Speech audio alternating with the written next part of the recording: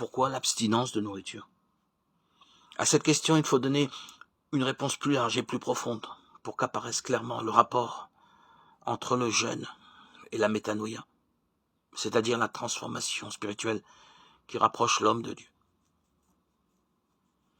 Nous nous efforçons de nous concentrer non seulement sur la pratique de l'abstention de nourriture et de boissons telle et en effet communément le sens du jeûne, mais sur le sens plus profond de cette pratique qui du reste peut et doit parfois être remplacée par autre chose.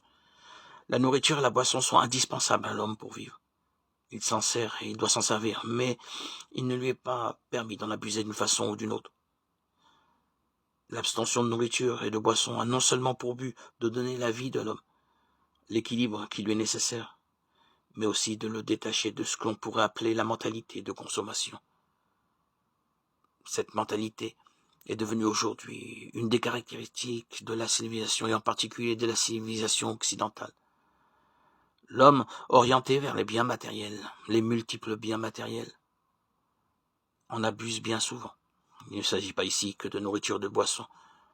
Lorsque l'homme est orienté exclusivement vers la possession et l'usage des biens matériels, c'est-à-dire vers les choses, c'est alors toute la civilisation qui est mesurée selon la quantité et la qualité des choses qu'elle peut fournir à l'homme, et non selon l'homme à la mesure de l'homme.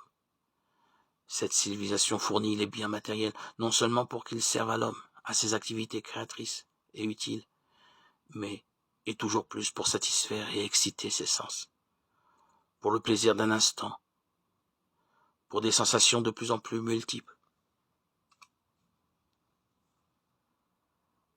Il nous faut donc apprendre à renoncer à toutes ces choses supplémentaires qui, avec le temps, ne seront que futiles à nos yeux.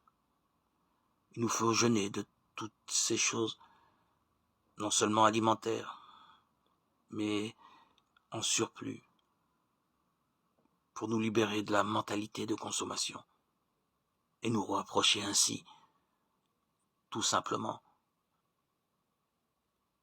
de Dieu.